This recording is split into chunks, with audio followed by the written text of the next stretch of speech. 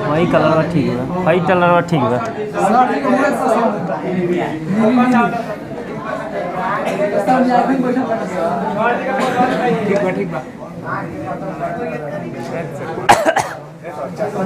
ना चश्मा दिले की आवश्यकता नहीं है। ओके को देनी क्या ना, ठीक है, यही कलर सही है। ठीक बा, ये कलर ठीक बा।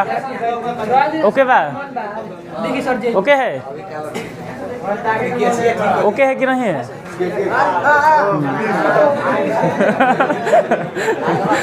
अब देखिए यहाँ पे आज आप लोग को मान लेते हैं 12th का स्टार्टिंग कर रहे हैं, ठीक है, जो कि आप लोग को थोड़ा बहुत बेसिक इंट्रोडक्शंस तो अगले क्लासेस में हम देख चुके थे ना, लेकिन आज हम थोड़ा बहुत यहाँ पे थोड़ा बहुत और बेसिक देख लेंगे। उसके बाद आगे की तरफ कंटिन्यू प्रोसेस में हम आगे की तरफ बढ़ते रहेंगे, ठीक है।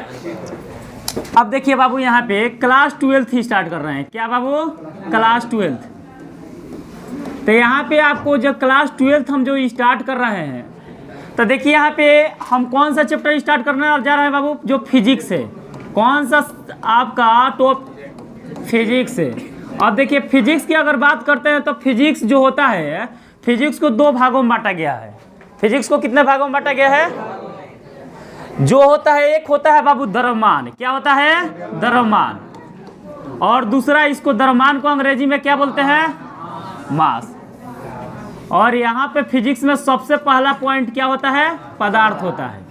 और दूसरा क्या होता है? आवेश होता है। आवेश को अंग्रेजी में क्या बोलते हैं? चार्ज बोला जाता है। क्या बोला जाता है बाबू? चार्ज बोला जाता है। अब देखिए, जो पदार्थ को अंग्रेजी में तो हम सबस्टांस बोलते हैं। क्या बोलते हैं बाबू? सबस्टांस। लेकिन अगर एक्चुअली में बात करते हैं सबस्टांस का, तो सबस्टांस को 2 भागों में बांटा गया है। पहला होता है मास और दूसरा क्या होता है? चार्ज होता है।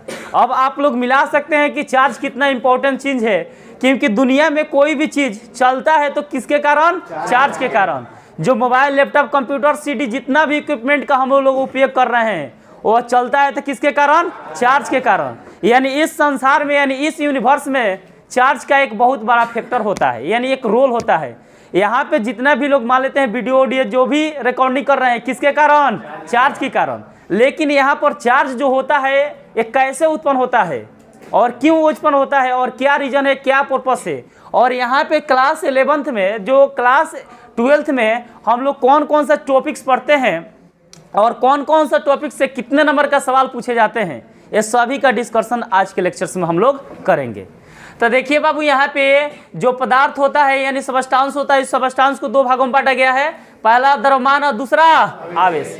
तो हम बता चुके हैं बाबू, जो द्रव्यमान होता है, यानी द्रव्य की मात्रा को क्या बोला जाता है? यानी जिसमें द्रव होगा उसमें द्रव्यमान होगा, यानी जिसमें द्रव नहीं होगा उसमें द्रव्यमान नहीं होगा। द्रव्यमान कभी निगेटिव नहीं होता है। मार्केट में कोई भी सामान खरीदने आप लोग जाइएगा तो निगेटिव में कोई भी सबस्टांस को नहीं लेते हैं, वह पॉजिटिव में ही मांगा जाता है। 100 ग्राम, 50 ग्राम, कुछ यूनिट में बताइए कीजिएगा, लेकिन यहाँ पे निगेटिव में नहीं मांगा जाता है। इसलिए द्रव्यमान जो होता है पॉजिटिव होता है। लेकिन यहाँ पे पॉजिटिव होने के कारण ही यह एक दूसरे को क्या करता है बाबू? प्रतिकर्षित करता है। क्या कर्षित? जैसे यहाँ पे मान लेते हैं कोई M1 द्रव्यमान है, M द्रव्यमान है, M1 द्रव्यमान है, इससे कुछ दूरी पर कौन सा द्रव्यमान है? M2 द्रव्यमान है। यानी M1 द्रव्यमान है और यहाँ पे क्या है? M2 द्रव्यमान है। तो देखिए यहाँ पे, यानी M1 M2 द्रव्यमान बल किधर लगाएगा? इधर के तरफ लगाएगा। M1 किधर लगाएगा? इधर के तरफ लगाएगा। लगाएगा कि नहीं? अब यहाँ पे एक दूसरे के जो, यानी बता चुके हैं कि जो प्लस प्लस होते हैं एक दूसरे के कट्टर दुश्मन होते हैं, कभी पास में रहने का प्रयास नहीं करते हैं। यानी जब पास में रहने का प्रयास नहीं करते हैं तो 2 समान प्रकृति के आवेशों के बीच हमेशा प्रतिकर्षण बल कार्य करता है। कौन सा बल कार्य करता है? तो यानी 2 द्रव्यमानों के बीच कौन सा बल कार्य करेगा? प्रतिकर्षण बल। कौन सा बल बाबू? प्रतिकर्षण बल। ठीक है। लेकिन यहाँ पे पूछा जाता है, जब प्रतिकर्षण बल कार्य करेगा, लेकिन यहाँ पे जो आवेश होता है, एक्चुअली में आवेश जो होता है क्या होता है? किसी पदार्थ का गुण होता है। क्या होता है? ये किसी पदार्थ का गुण होता है। जैसे हम लोग का भी एक गुण है कि हम लोग अच्छे पढ़ाते हैं, आप लोग का भी एक गुण है कि आप लोग अच्छे पढ़ते हैं। लेकिन यहाँ पे चार्ज का भी कुछ गुण होगा जो कि किसी वस्तु को आकर्षित या क्या करेगा? प्रतिकर्षित। चार्ज का क्या गुण है? किसी वस्तु की या तो आकर्षित करेगा, नहीं तो क्या करेगा? प्रतिकर्षित करेगा। तो यानी यह किसी पदार्थ का क्या होता है बाबू? गुण होता है। गुण कैसा? किसी पदार्थ का क्या करेगा? या तो आकर्षित करेगा और नहीं तो या तो प्रतिकर्षित करेगा। या तो आकर्षित करेगा या तो प्रतिकर्षित करेगा, यही गुण होता है। अगर कोई पूछेगा कि चार्ज क्या होता है, यानी आवेश क्या होता है, तो सिंपल से वर्ड में बताएंगे, आवेश किसी पदार्थ का वैसा गुण होता है जो किसी वस्तु को आकर्षित या प्रतिकर्षित करता है। क्या कहलाता है? आवेश। यहाँ पे आवेश कहलाता है बाबू, पदार्थ नहीं कहलाता है। आवेश किसी पदार्थ का वैसा गुण होता है, आवेश किसी पदार्थ का वैसा गुण होता है जो किसी वस्तु को आकर्षित या प्रतिकर्षित करता है। क्या कहलाता है? आवेश कहलाता है। क्या कहलाता है? और आवेश शब्द का नाम सर्वप्रथम थेल्स ने दिया था। कौन दिया था बाबू? उसके बाद यहाँ पे बेंजामिन फ्रैंकलिन साहब आए थे और वो बताए थे कि यहाँ पे दो समान प्रकृति के आवेशों के बीच यहाँ पे प्रतिकर्षण बल कार्य करता है, लेकिन यहाँ पे दो विपरीत प्रकृति के आवेशों के बीच यानी आवेश में दोनों बल कार्य करता है, आकर्षण और प्रतिकर्षण। तो वहाँ पे बताया कि दो बल कार्य करते हैं, तो यानी इससे इसका जो टाइप होंगे दो प्रकार के होंगे। कितने प्रकार के होंगे? तो चार्ज कितने प्रकार के होते हैं? तो यह बेंजामिन फ्रैंकलिन ने बताया था कि जो चार्ज होंगे यह दो प्रकार के होंगे, एगो पॉजिटिव तो दूसरा निगेटिव। कोई दिक्कत यहाँ तक? अब देखिए यहाँ पे आवेश को सर्वप्रथम थेल्स ने 620 ईस्वी पूर्व में खोजा था। कब खोजा था? 620 ईस्वी पूर्व में। कितना में बाबू? 620 ईस्वी पूर्व में एक मिलेटन नामक जगह पर खोजा गया था। कहाँ पे बाबू? मिलेटन नामक जगह पर खोजा गया था।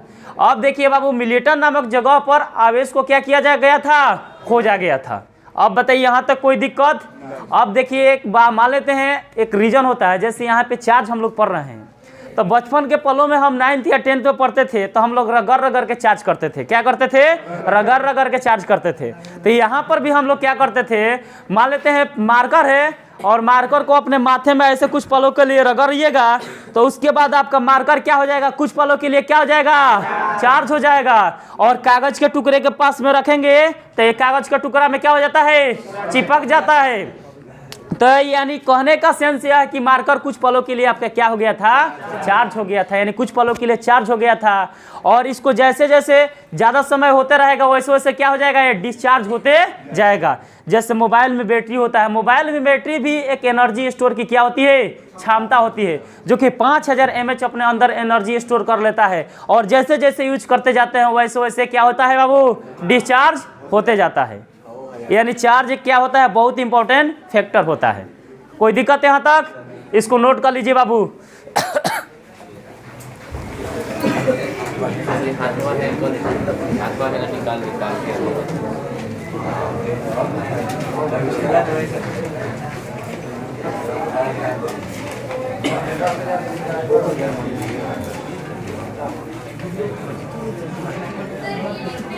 हाँ, नोट कीजिए जल्दी।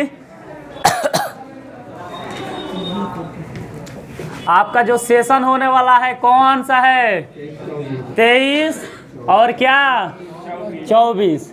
आप लोग को यह चैप्टर इसलिए पढ़ाया जा रहा है कि आप लोगों को इतना ज़्यादा चार्ज कर देना है इस चैप्टर को पढ़ाकर कि कम से कम 1 साल तक क्या रहना है? चार्ज ही रहना है, डिस्चार्ज कभी नहीं होना है। 1 साल तक कंटिन्यू चार्ज प्रोसेस में हम जिस जोश जुनून के साथ पढ़ा रहे हैं उसी जोश जुनून के साथ आप लोग को भी पढ़ना है।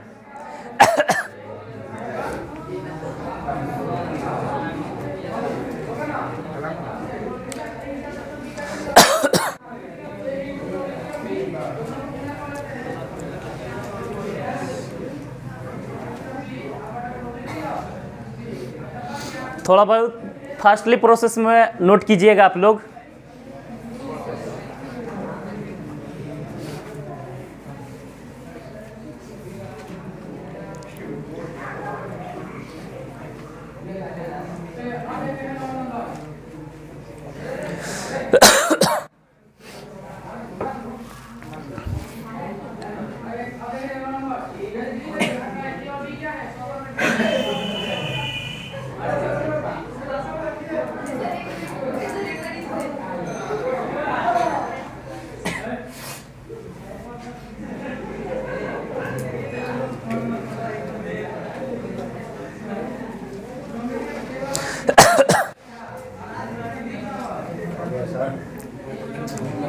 किधर से आएगा?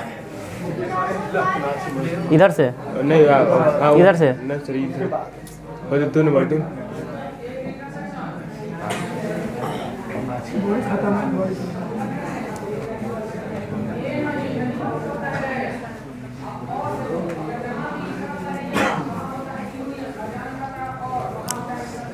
हो गया।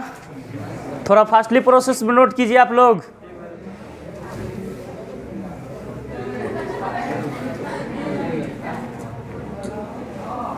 नोट कर लिए आप लोग? Yes sir. हो गया, मिटा दे इसको।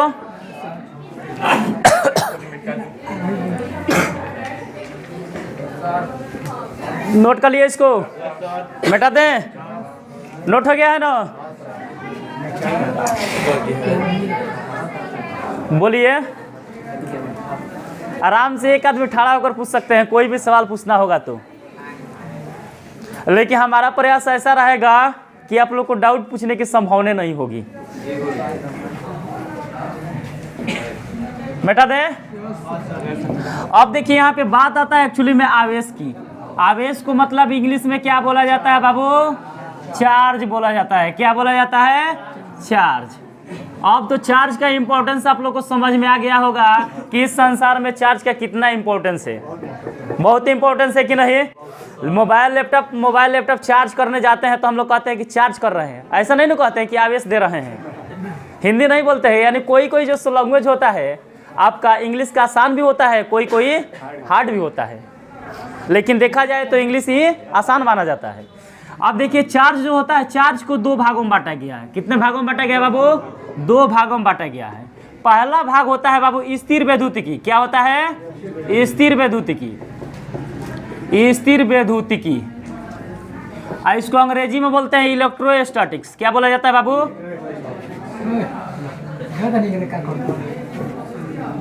यहाँ से इस पे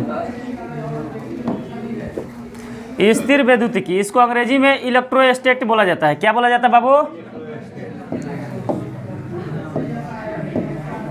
इसको अंग्रेजी में इलेक्ट्रोस्टैटिक्स बोला जाता है। इलेक्ट्रोस्टैटिक्स। क्या बोला जाता है बाबू? इलेक्ट्रोस्टैटिक्स। और दूसरा जो होता है विद्युत चालन। विद्युत चालन। विद्युत चालन को अंग्रेजी में इलेक्ट्रिक करंट बोलते हैं। क्या बोलते हैं बाबू? Electric current. Electric current. अब देखिए बाबू यहाँ पे जो आवेश होता है, आवेश को कितने भागों में बांटा गया है? दो भागों में बांटा गया है। पहला भाग का नाम होता है क्या बाबू? स्थिर वैद्युतिकी। और दूसरा भाग का नाम क्या होता है? विद्युत चालन। और स्थिर वैद्युतिकी को अंग्रेजी में इलेक्ट्रोस्टैटिक्स बोलते हैं। क्या बोलते हैं? इलेक्ट्रोस्टैटिक्स। और विद्युत चालन को अंग्रेजी में क्या बोला जाता है? Electric current. अब बात यह आता है कि यानी जो स्थिर वैद्युतिकी क्या होता है। अब स्थिर वैद्युतिकी यानी इसका अंग्रेजी शब्द इलेक्ट्रोस्टैट है कि नहीं? और इलेक्ट्रोस्टैट को दो भागों में बांटेंगे। कितने भागों में बांटेंगे बाबू? दो भागों में बांटेंगे। तो दो भागों में बांटेंगे तो यह दो भागों चीज से मिलकर बना है इलेक्ट्रो प्लस क्या? स्टैटिक्स। इलेक्ट्रो प्लस क्या होता है बाबू? स्टैटिक्स। Electro plus statics. अगर इलेक्ट्रो की बात करते हैं, इलेक्ट्रो माने क्या होता है बाबू? यानी इलेक्ट्रो माने होता है इलेक्ट्रॉन। क्या होता है बाबू? इलेक्ट्रॉन। प्लस स्टैटिक्स माने क्या होता है? स्थिर या विराम होता है। स्थिर या विराम।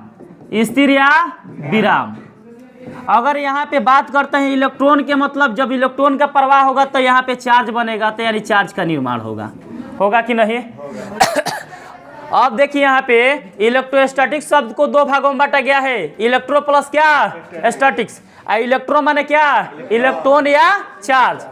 स्टैटिक्स माने स्थिर या विराम। अब यह चैप्टर समझ में आ गया होगा। यहाँ पे नाम आ रहा है स्थिर या विराम, यानी इलेक्ट्रॉनों को या तो स्थिर में न तो विराम में क्या करेंगे, अध्ययन करेंगे। क्या कहलाएगा, यानी स्थिर विद्युतिकी क्या वह शाखा जिसमें किसी इलेक्ट्रॉन को स्थिर या विराम में अध्ययन करते हैं क्या कहलाता है, स्थिर विद्युतिकी कहलाता है। अगर अंग्रेजी में बात करते हैं तो इस इलेक्ट्रोस्टेट क्या होता है, तो सिंपल से वर्ड में बताएंगे, the branch of electrostatics in which we study about the electron but rest than this is called electrostatics.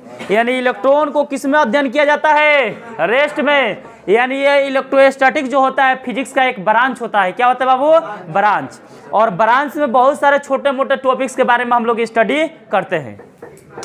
अब जब ब्रांच होता है बाबू, अब देखिए यहाँ पे इलेक्ट्रॉन को सिर्फ किस में अध्ययन करते हैं, स्थिर में। किस में अध्ययन किया जाता है बाबू, स्थिर में। लेकिन यहाँ पर इलेक्ट्रॉन को क्या किया जाता है बाबू, दौड़ाया जाता है। क्या किया जाता है, दौड़ाया जाता है। इलेक्ट्रिक करंट में इलेक्ट्रॉन को दौड़ाया जाता है। तो यानी जो इलेक्ट्रिक करंट जो होता है इसको दो कैटेगरी में डिवाइड किया गया है। एक होता है बाबू एक समान विद्युत चालन, और दूसरा होता है परिवर्ती। दूसरा क्या होता है बाबू, परिवर्ती।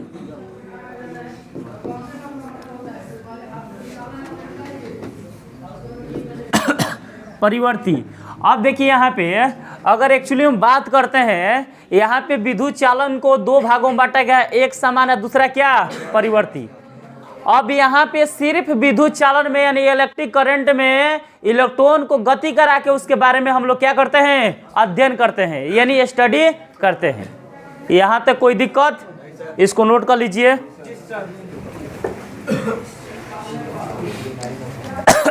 अब कोई पूछेगा कि इलेक्ट्रोस्टैट क्या होता है, तो क्या बताएंगे, यानी स्थिर विद्युतिकी भौतिक विज्ञान की वह शाखा होता है जिसके अंतर्गत इलेक्ट्रॉन को किस में अध्ययन किया जाता है, विराम या स्थिर में अध्ययन किया जाता है। क्या कहलाता है, इलेक्ट्रोस्टैटिक्स कहलाता है।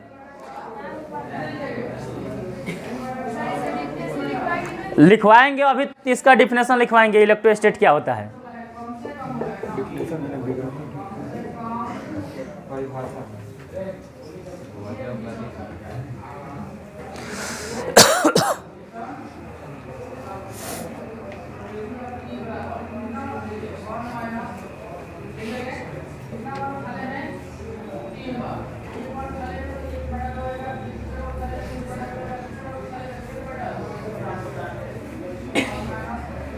टाइम कितना हो रहा है,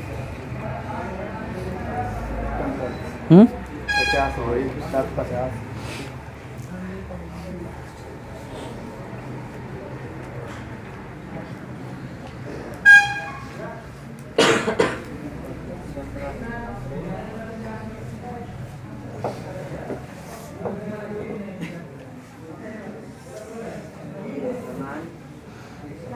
आज हम यही जानेंगे कि कौन कौन से चैप्टर इसमें पढ़ते हैं। फिजिक्स में क्लास 12th में कौन कौन से चैप्टर को हम लोग पढ़ते हैं, और कौन कौन से चैप्टर से कितने नंबर का क्वेश्चंस बोर्ड एग्जाम में पूछे जाते हैं, और कौन कौन से चैप्टर जो पढ़ते हैं वो कैसे आता है।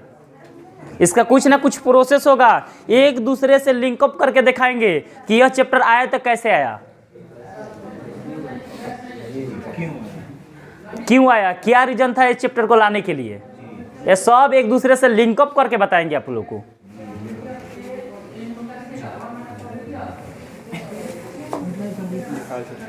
हो गया बाबू, चार्ज लिखे। जब यहाँ पे इलेक्ट्रॉन गति करेगा तो बिना चार्ज के गति थोड़ी कर सकता है जी। यानी जो इलेक्ट्रॉन, यानी हम जानते हैं कि इस ब्रांच के अंतर्गत स्थिर आवेशों के बारे में पढ़ते हैं, यानी रुका हुआ आवेशों के बारे में पढ़ते हैं। तो यहाँ पर रुका हुआ आवेश के बारे में पढ़ेंगे। जब यहाँ पे चार्ज मान लेते हैं, इलेक्ट्रॉन जब रुके, इलेक्ट्रॉन को जब स्टेबल पॉइंट में स्टडी करते हैं उसी को बोलते हैं स्थिर या विराम पढ़ते हैं। क्योंकि इस टॉपिक से नाम से ही स्पष्ट है, इलेक्ट्रोस्टैटिक्स, जिसमें इलेक्ट्रॉन को स्थिर या विराम में अध्ययन करेंगे। अभी हम बताएंगे कब स्थिर में अध्ययन करते हैं, कब विराम में अध्ययन करते हैं, और कब गतिशील में अध्ययन करते हैं। गतिशील में अध्ययन करेंगे तो कौन सा चैप्टर बनेगा, अगर स्थिर में अध्ययन करेंगे तो कौन सा चैप्टर बनेगा। ठीक है, मिटा दे इसको, हो गया है ना। अब देखिए बाबू यहाँ पे अब बात यह आता है अब पहला चैप्टर का नाम है विद्युत आवेश एवं क्षेत्र। पहला चैप्टर के नाम क्या है बाबू? विद्युत आवेश तथा विद्युत क्षेत्र। और जो विद्युत आवेश तथा विद्युत क्षेत्र होता है यह कहाँ से आता है? यह इलेक्ट्रोस्टैटिक्स ब्रांच से आता है। कहाँ से आता है बाबू? इलेक्ट्रोस्टैटिक्स ब्रांच से ही आता है, जो कि एनसीईआरटी का पहला चैप्टर है। और देखिए विद्युत आवेश तथा विद्युत क्षेत्र जब इलेक्ट्रोस्टैटिक्स ब्रांच से आता है तो इलेक्ट्रोस्टैटिक्स ब्रांच में आप लोग को बता चुके हैं कि इलेक्ट्रोस्टैटिक्स ब्रांच में इलेक्ट्रॉन को किसमें अध्ययन किया जाता है? रेस्ट या विराम में। हम बताए थे कि कोई भी एक सुंदर सा तनहा सा आवेश को लाकर यहाँ पे रख देते हैं और इसको हम स्टडी करते हैं कि इसमें क्या क्या फेनोमेनाएं घटित हो रही है। तो यहाँ पे स्थिर आवेश को रखेंगे और इसमें क्या क्या फेनोमेनाएं घटित हो रही है। तो इसमें फेनोमेनाएं क्या घटित होगी? जैसे मान लेते हैं यहाँ पर चार्ज आकर रुक गया तो यहाँ पर एक चारों दिशाओं में क्या बनेगा? एक क्षेत्र बनेगा। क्या बनेगा? एक क्षेत्र बनेगा। बनेगा कि नहीं? और जब क्षेत्र बनेगा तो उसके अंदर से क्या निकलेगी? विद्युत बल रेखाएं निकलती है। क्या निकलती है? विद्युत बल रेखाएं निकलती है। जब क्षेत्र बनेगा तो यह क्षेत्र किसके कारण बनेगा? विद्युत के कारण। किसके कारण? विद्युत के कारण। तो यह चैप्टर बन गया विद्युत के कारण यह क्षेत्र बना। तो यहाँ पर एक चैप्टर बन गया विद्युत आवेश तथा विद्युत क्षेत्र। बन गया कि नहीं? अब यहाँ पे दूसरा चैप्टर, इस चैप्टर से आपको 5 नंबर के क्वेश्चन पूछे जाते हैं। 4 से 5 नंबर का क्वेश्चन पूछा जाता है। ठीक है, 4 से 5 नंबर का क्वेश्चन पूछा जाता है अगर ऑब्जेक्टिव और सब्जेक्टिव की एक्चुअली में बात की जाए तो। ठीक है यानी यह चैप्टर थोड़ा बहुत लंबा प्रोसेस में होने वाला है, लेकिन यहाँ पे इसका क्वेश्चन का वेटेज कम नहीं रहता है, यानी थोड़ा बहुत ज़्यादा ही पूछा जाता है। अगर 2021 के 22 की बात करते हैं तो इससे क्वेश्चन थोड़ा बहुत माने 22 में कम पूछा है, लेकिन 21 में सबसे ज़्यादा इस ब्रांच के अंतर्गत आप लोग को 12 से 15 नंबर का क्वेश्चन पूछा है 2021 में। अगर यहाँ पे बात करते हैं तो ये तो समझ में आ गया कि यह चैप्टर आया तो कैसे आया, क्योंकि इलेक्ट्रॉन को रेस्ट में अध्ययन करते हैं और वहाँ पे एक क्षेत्र बनता है और जब क्षेत्र बनेगा तो यहाँ पर विद्युत के कारण क्षेत्र बन रहा है। तो यहाँ पर चैप्टर निकल गया कौन सा है? विद्युत आवेश तथा विद्युत क्षेत्र। कोई दिक्कत? कोई पूछेगा कि ये चैप्टर बना तो कैसे बना, तो समझा सकते हैं कि नहीं? आराम से समझा सकते हैं। अब देखिए यहाँ पे कोई भी कंडक्टर ऑफ वायर यानी केबल में हम चार्ज देते हैं तो उसका वोल्टेज होता है कि नहीं? और उस तार की कैपेसिटी होता है कि नहीं? अगर तार आपका 10 एम्पियर का तार रहेगा, 20 एम्पियर का करंट देंगे तो तार लोड लेगा? गल जाएगा। गल जाएगा कि नहीं? तो यह आपका कैपेसिटर यानी जो तार जो होता है किसी भी करंट के सिचुएशन पर क्या करता है? डिपेंड करता है। तो यहाँ पे आपको वोल्टेज और धारिता पर निर्भर नहीं करता है जी, करता है कि नहीं? जैसे मान लेते हैं इस रूम की कैपेसिटी है 200 लड़के का, तो उसमें 200 लड़के आसानी पूर्वक आ सकते हैं, बैठ सकते हैं, लेकिन अगर 300 को बैठाएंगे तो क्या हो जाएगा? दिक्कत होने लगेगा कि नहीं? तो उसी तरह यहाँ पे चालक तार की कैपेसिटी है 5 एम्पियर का, लेकिन 10 एम्पियर का करंट देंगे तो वो लोड नहीं लेगा। यानी कोई ना कोई कंडक्टर ऑफ वायर के एक्चुअली में एक अपना क्या होता है? कैपेसिटी होता है। कैपेसिटी के मतलब क्या? धारिता। क्या होता है बाबू? धारिता या क्षमता होता है कि नहीं? और यहाँ पे कोई भी कंडक्टर ऑफ वायर देंगे और चेक करेंगे तो उसका वोल्टेज होगा कि नहीं? तो यहाँ पे वोल्टेज हुआ, चार्ज के कारण क्या मिला आपको? वोल्टेज मिला। आवेश को धारण करने के क्या मिला? क्षमता मिला। तब यहाँ से एक चैप्टर निकल के आया विद्युत विभव एवं धारिता। विद्युत विभव एवं धारिता, क्योंकि कोई भी कंडक्टर ऑफ वायर में करंट देंगे तो वह लोड होने की कोई भी कंडक्टर ऑफ वायर के एक्चुअली में एक अपना क्षमता होता है। क्या होता है? क्षमता होता है। जैसे मान लेते हैं घरेलू परिपथ में देखते होंगे इलेक्ट्रिक सर्किट में केबल जल जाता है। क्यों जल जाता है? कभी ओवरलोडिंग के कारण जलता है, कभी ये भी होता है अगर मान लेते हैं आपका करंट की मान लेते हैं तार की क्षमता है 20 एम्पियर की और उसमें 50 एम्पियर का करंट फ्लो करा दीजिएगा तो उस स्थिति में भी आपका जड़ जाएगा, क्योंकि उसका कैपेसिटी है 20 एम्पियर की। 50 एम्पियर की कैपेसिटी देंगे तो क्या हो जाएगा? जलवे नहीं करेगा जी। तो यानी वहाँ से एक यहाँ यानी वोल्टेज में क्या हुआ? परिवर्तन होगा। तब न वहाँ तक करंट जाएगा जी। तो यहाँ पर परिवर्तन हुआ और कुछ धारण करने की क्षमता भी होता है। तो यानी वहाँ से एक चैप्टर निकल के आया विद्युत विभव एवं धारिता। कोई दिक्कत? और यहाँ पे इससे भी आपका 2 से 3 नंबर का क्वेश्चन पूछा जाता है। कितने नंबर का? 2 से 3 नंबर का क्वेश्चन पूछा जाता है। लेकिन कभी कभी 5 से 6 नंबर का भी पूछ सकता है, इससे एक कोई लिमिट नहीं है।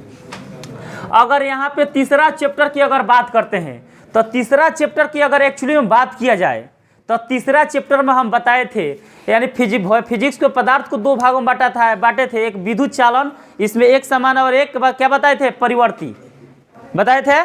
तो यानी परिवर्ती में हम क्या करते थे? विद्युत चालक में इलेक्ट्रॉन को क्या करेंगे? दौड़ाएंगे। और जब इलेक्ट्रॉन दौड़ेगा तो क्या बनेगा? करंट बनेगा। क्या बनेगा? करंट। और जब करंट बनेगा तो कौन सा चैप्टर बन गया? जब करंट इलेक्ट्रॉन को जब स्थिर रखते थे तो 2 चैप्टर बना, विद्युत आवेश तथा विद्युत क्षेत्र, विद्युत विभव एवं धारिता। लेकिन यहाँ पे जब करंट को दौड़ाएंगे तो कौन सा चैप्टर बनेगा? विद्युत धारा। क्या बनेगा? हम बताए थे कि विद्युत चालन में करंट को क्या किया जाता है? दौड़ाया जाता है। क्या किया जाता है? दौड़ाया जाता है। और जब इलेक्ट्रॉन दौड़ेगा तो वहां से आपको क्या बनेगा? करंट बनेगा। अब जब करंट बनेगा तो एक चैप्टर और बन गया, क्या? विद्युत धारा। क्या बन गया? विद्युत धारा। क्या बन गया बाबू? विद्युत धारा। क्या बन गया? विद्युत धारा। अगर चौथा चैप्टर, इससे भी आपका 5 से 6 नंबर का क्वेश्चन पूछा जाता है। कितना नंबर का? 5 से 6 नंबर का क्वेश्चन पूछा जाता है। कभी 10 नंबर का भी 11 नंबर का पूछ देता है। कभी कभी इससे क्वेश्चन का वेटेज ज़्यादा भी रह सकता है, कोई लिमिट नहीं रहता है क्वेश्चंस का। कभी किसी चैप्टर से ज़्यादा पूछता है तो कभी कम पूछता है। अब देखिए यहाँ पे एक अलग से साइंटिस्ट आए, ओरेस्टेड। कौन सा साइंटिस्ट आए बाबू? ओरेस्टेड। ओरेस्टेड ने जब यह सोचा कि सब लोग करंट मान लेते हैं सपोज डेट कि यहाँ पे सब लोग चार्ज से करंट बना रहे हैं, तो हम कुछ उल्टे प्रक्रिया करते हैं। तो क्या किए? चुंबक से करंट बनाए, उल्टे प्रक्रिया किए। तो कभी कभी उल्टे काम भी क्या हो जाता है? सफल हो जाता है। और जब उल्टे कार्य किए तो उनका काम भी क्या रह गया? सफल हो गया। यानी मैग्नेट से भी क्या बना दिए? करंट बना दिए। क्या बना दिए? करंट बना दिए। तो वहां से एक चैप्टर आया विद्युत धारा के चुंबकीय प्रभाव, यानी magnetic effect of electric current. वहां से एक चैप्टर आया विद्युत धारा के चुंबकीय प्रभाव। विद्युत धारा के चुंबकीय प्रभाव, इससे भी 4 से 5 नंबर का क्वेश्चन पूछा जाता है। अब यहाँ पे 5वां चैप्टर की बात करते हैं। 5वां चैप्टर की अगर बात करते हैं तो यहाँ पे इसमें एक होता है चुंबकीय पदार्थ की मात्रा होता है। 5वां चैप्टर क्या होता है बाबू? यानी चुंबकीय पदार्थ होता है। पृथ्वी के चुंबकीय पदार्थ की प्रकृति भी बोलते हैं, विकिरण भी बोलते हैं। तो देखिए यहाँ पे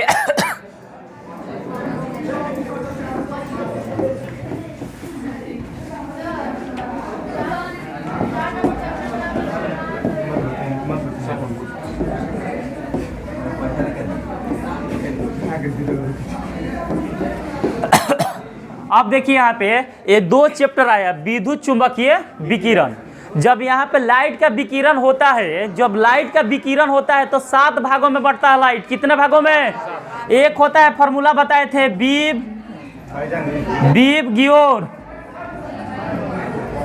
गियोर। कितना होता है बाबू? बीब गियोर। 7 को कलर में बढ़ता है। तो यहाँ से आपका चैप्टर का निर्माण हो जाता है किरण प्रकाश की। क्या हो जाता है बाबू? अगला चैप्टर बन जाता है क्या? किरण प्रकाश की। कौन सा बाबू? किरण प्रकाश की। विभगियोर यानी विद्युत चुंबकीय विकिरण जब उत्पन्न होता है तो वहां पे 7 रंगों में टूटता है, यानी विभगियोर में। तो वहां से एक चैप्टर बन जाता है क्या बाबू? किरण प्रकाश की। कौन सा चैप्टर बन जाता है? किरण प्रकाश की। और किरण प्रकाश की में हम लोग तरंग प्रकाश की के बारे में भी पढ़ते हैं। कौन सा प्रकाश की बाबू? तरंग प्रकाश की। तरंग प्रकाश की यानी तरंग प्रकाश की को अंग्रेजी में बोलते हैं वेव ऑप्टिक्स। क्या बोला जाता है बाबू? Wave optics. और वेव ऑप्टिक्स में आपको 12 से 14 नंबर का क्वेश्चन आपका बोर्ड एग्जाम में पूछा जाता है। ठीक है, वेव ऑप्टिक्स और रे ऑप्टिक्स में दोनों से कंबाइंड करके 12 से 14 नंबर का क्वेश्चन इससे पूछा जाता है। अब देखिए यहाँ पे अगला टॉपिक्स की बात करते हैं, तो अगला टॉपिक्स जो होता है आधुनिक भौतिकी। आधुनिक भौतिकी, आधुनिक जो भौतिकी होता है बाबू, यहाँ पे 3-4 गो चैप्टर पढ़ते हैं जो कि केमिस्ट्री का होता है, लेकिन यहाँ पर फिजिक्स में दे दिया है तो पढ़ना ही पड़ेगा, ठीक है। यहाँ पे पहला पढ़ते हैं परमाणु, क्या बोलते हैं बाबू, परमाणु। और दूसरा पढ़ते हैं नाभिक, क्या पढ़ते हैं, नाभिक। एगो है पढ़ते हैं रेडियो सक्रियता, सक्रियता यानी रेडियो एक्टिविटी भी बोलते हैं इसको, यानी एटम पढ़ते हैं, नाभिक पढ़ते हैं और रेडियो सक्रियता पढ़ते हैं, ठीक है। अब यहाँ पे आधुनिक भौतिकी कहते हैं कि आजकल का ज़माना क्या हो गया है, मॉडर्न हो गया है। क्या हो गया है, मॉडर्न हो गया है। अभी के डेट में जो भी साइंटिस्ट खोज कर रहे हैं सब के सब कौन सा फिजिक्स में, मॉडर्न फिजिक्स में। ये जो अभी फिजिक्स पढ़ाए सब पुरानी भौतिकी है, लेकिन आपको 3 गो चैप्टर मिलेगा जो कि न्यू भौतिकी से शुरुआत करेंगे। अभी के डेट में जो भी सर्च हो रहा है सब के सब क्या, मॉडर्न फिजिक्स में सर्च हो रहा है। इसको यह बहुत पुराना हो चुका है। कोई दिक्कत यहाँ तक, ये समझ में आ गया। अब सिलेबस का इंट्रोडक्शन कर दिया। इससे क्वेश्चन आपका ये भी 10 से 12 नंबर का क्वेश्चन से पूछा जाता है, ठीक है। क्या 5 लेसन आपका यही होता है यहाँ पर। और एक होता है बाबू, देखिए यहाँ पर विद्युत धारा में एक चैप्टर पढ़ते हैं प्रतिवर्ती धारा। क्या बोलते हैं, प्रतिवर्ती धारा।